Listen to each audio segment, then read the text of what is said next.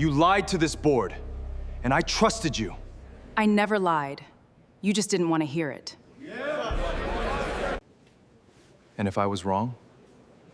Then you'll have to decide what kind of man corrects it before it's too late. Can we show them our reading tree? Yes, that is a wonderful idea.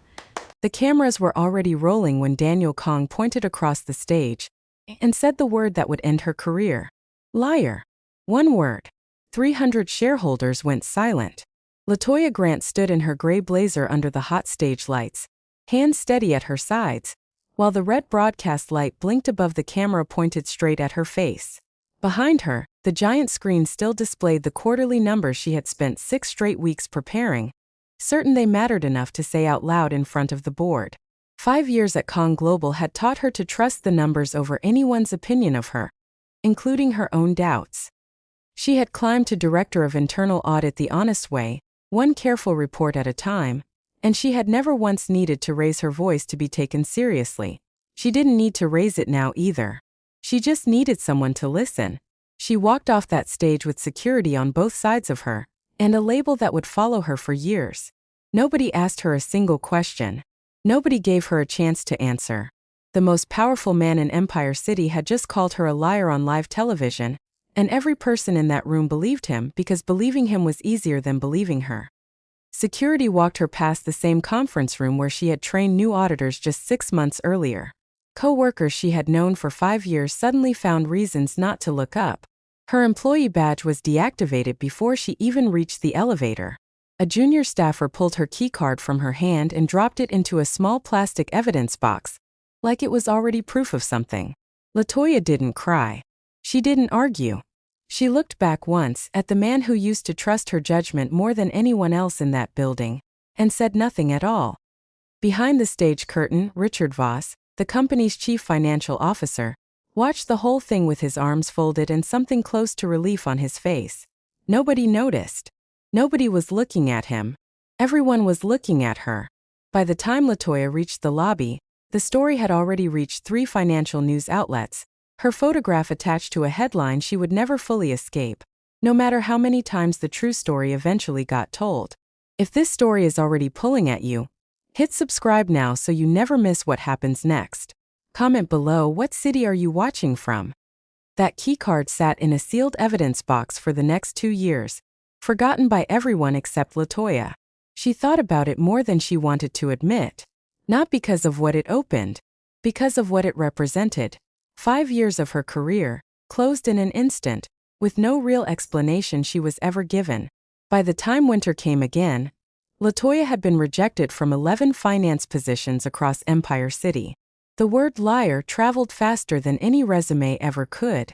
Interviewers who sounded warm on the phone went cold the moment they saw her name attached to the story. One hiring manager, 3 interviews deep, called to cancel the 4th in under 30 seconds, apologizing without ever explaining why. Latoya didn't ask. She already knew. She finally found work as a bookkeeper for a small accounting office 2 train stops from her apartment, the kind of job that paid the bills and nothing more, a long way down from the office with her name on the door. Every evening she picked up her daughter, Nia, from school, and for a few hours the rest of the world disappeared. They made dinner together at a small kitchen table for 2, Nia standing on a step stool stirring whatever was in the pot, narrating her entire day in careful detail the way 7-year-olds do. Those hours were the only part of Latoya's day that still felt whole. Every so often, though, Nia asked the same innocent question. "Mommy, why don't you work at the tall building anymore?" Latoya always gave the same soft answer. "Because sometimes grown-ups don't tell the truth, baby." But we do. Some nights, after Nia was tucked in, Latoya sat alone at that same kitchen table and said the words out loud that she never let herself say in front of anyone else, quiet enough, she thought, that no one could hear. She would repeat his sentence back to the empty room like she was still trying to make sense of it, still trying to understand how one line could undo everything she had built. She never noticed the small shadow of her daughter standing just past the doorway some of those nights, unable to sleep, listening the way children do, memorizing the exact shape of her mother's pain without understanding a single word of what it meant. 10 months after the firing, Kang Global sponsored a children's hospital gala. and the small accounting firm Latoya worked for was hired to help balance the event's books. She hadn't expected to see him there. Daniel Kang crossed the room in his dark suit, unreadable as ever, and for a moment neither of them said a word. The band kept playing behind them like nothing in the world was wrong. "You shouldn't be here," he said finally. "I'm working," Latoya answered. "Same as always. The only difference is you stopped believing that was even possible for me." The numbers said otherwise. The numbers said whatever the person who changed them wanted them to say. Her voice didn't shake. "I told the truth then, Daniel. I'm not going to stop just because it cost me everything I had. If you're so certain, why didn't you fight harder?" "I did fight," she said quietly. "You just weren't in the room to see it. You'd already decided, and deciding was easier than checking." "And if I was wrong?" he asked, quieter now, almost to himself. "Then you'll have to decide what kind of man corrects it," she said. "And what kind just lets it stay buried because fixing it is inconvenient." For a moment he looked like he wanted to say something else, something further down than the numbers, but he didn't. He walked away first. Something in his face had shifted though, just slightly, like a man quietly arguing with himself for the first time in a year. This story is about to change completely. Like the video now and subscribe so this channel keeps finding you when it matters most. Back at Kang Global, Michelle Torres, Daniel's executive assistant, had never fully believed the official story. She had worked beside Latoya for 3 years and knew her far too well for that. Quietly, on her own time, risking far more than she liked to admit, Michelle pulled the building's old security access logs from the week of the firing. What she found made her sit back in her chair. Latoya's keycard, the same one confiscated in front of everyone, had been used to access the finance server room 40 minutes before the meeting even started, at a time Latoya's own calendar proved she was 2 floors away, in a client meeting with 3 witnesses present the entire time. Someone else had used her credentials that morning. Someone who still worked inside that building, walking those same halls every single day, nodding politely in the hallway as if nothing had happened at all. Michelle cross-checked the timestamp 3 separate times, certain she had misread it, but the log never changed. Whoever logged in with Latoya's credentials had pulled a single folder from the finance server and logged out 90 seconds later. Michelle sat with that knowledge for 3 full days before she let herself act on it, weighing what it could cost her against what staying silent already had. She finally reached out to Latoya directly, carefully, unsure how the message would even land after everything that had happened between the company and her. They met at a small coffee shop far from both their old and new offices, away from anyone who might recognize either of their faces. Latoya still had her own private audit notes from before the termination, the same findings that had gotten her labeled a liar in the first place, notes she had kept in a locked drawer for 2 years, half hoping she'd never need them again and half praying she would. "This isn't enough to clear you yet," Michelle admitted quietly, sliding the printed logs across the table. "It's more than I've had in months," Latoya said, and for the first time in a long time, her hands weren't quite as steady. Michelle reached over and covered them with her own for just a second, the smallest gesture, the first kindness from that building Latoya had felt in almost a year. "I should have called you sooner," Michelle admitted. "I told myself it wasn't my place. That was never true. I just didn't want to lose what I had." Latoya nodded slowly. She understood that fear better than anyone. Alone in his father's old office that night, long after the building had emptied out, Daniel sat with the original file one more time. He remembered his father sitting behind that same desk, telling him once that a Kang never apologizes without proof, that certainty was the price of leadership, that hesitation looked like weakness to everyone watching. Daniel had been 22 the first time he heard that lesson, standing in this same office after losing his first major deal, and he had carried it like scripture ever since, never once stopping to ask whether his father had ever been wrong and simply too proud to say so. He had told the board he was certain. He had told himself he was certain. But sitting there now, in his father's old chair, he had to admit something he had never once said out loud, not even to himself until that moment. He never actually saw solid proof against Latoya. He needed the story finished before the board saw how deep the real losses went, and Richard, his friend of 20 years, had handed him a name to blame. He took it. He told himself it was leadership. He picked up his phone twice that night. her name already typed into the message field, and put it down both times without sending anything at all. Richard noticed Michelle's questions before she expected him to. He cornered her near the server room, his charm gone, replaced by something colder than she had ever seen from him. "Whatever you think you found," he said quietly. "Walking away from it keeps your job. Chasing it doesn't." Michelle didn't answer him.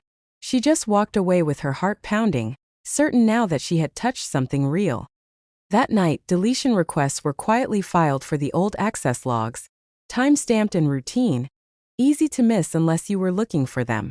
But Michelle had already saved copies days earlier, tucked away on a private drive where no one would think to check.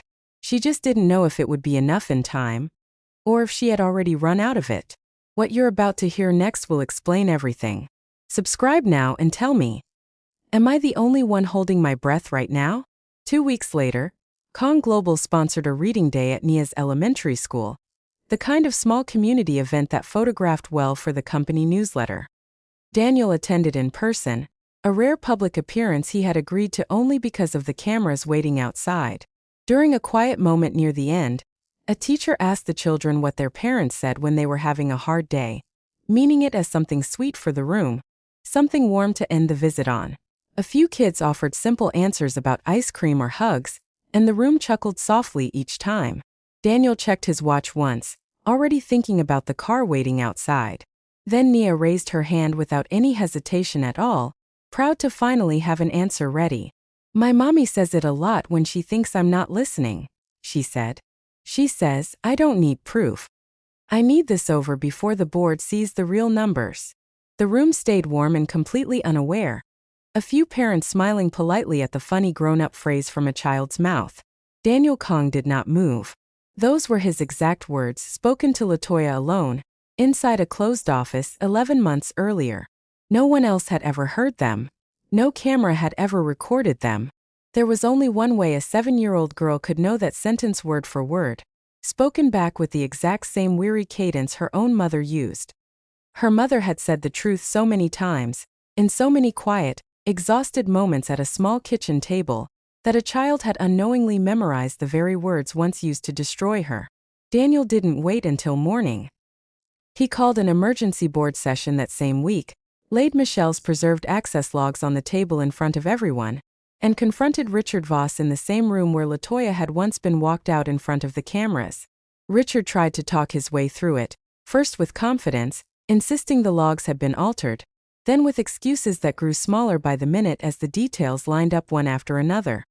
The falsified records didn't leave him anywhere left to go. When Daniel finally asked him directly why Latoya's credentials were used at a time she couldn't have been in that room, Richard had no answer that made sense to anyone still listening.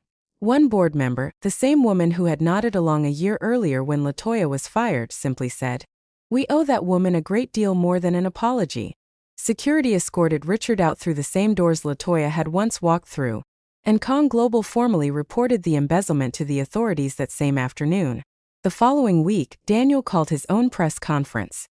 He didn't hide behind a statement written by someone else, and he didn't let his legal team soften a single word of it.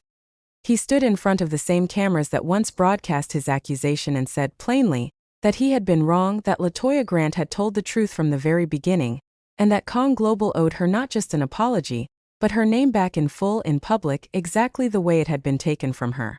Her old keycard, the very one confiscated on the worst day of her life, was reactivated that same afternoon, this time with a new title printed beneath her name. He offered her a senior leadership role, entirely on her own terms, with no conditions attached to it at all. Then, in front of everyone watching, he knelt down to Nia's height, looked her in the eye, and thanked her honestly, the way you would thank someone whose voice had changed absolutely everything, because it had. Nia just smiled and asked if that meant her mommy could work at the tall building again. Daniel told her that her mommy could do whatever she wanted now. Nobody would ever call her a liar in that building again. Latoya didn't fall into his arms. She wasn't ready for that, and she didn't owe him that either.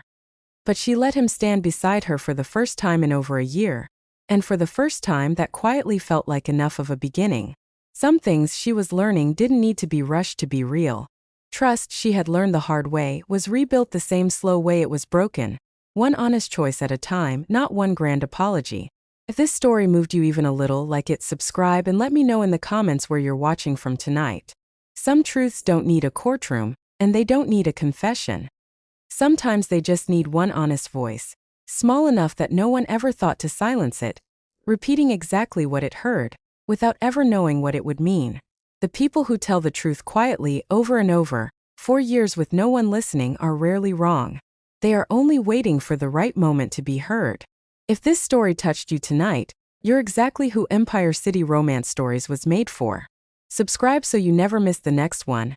Drop a comment and tell us where in the world you're watching from. Tap that like button, and turn on notifications so you're always first to know when a new story goes live. We'll see you in the next one.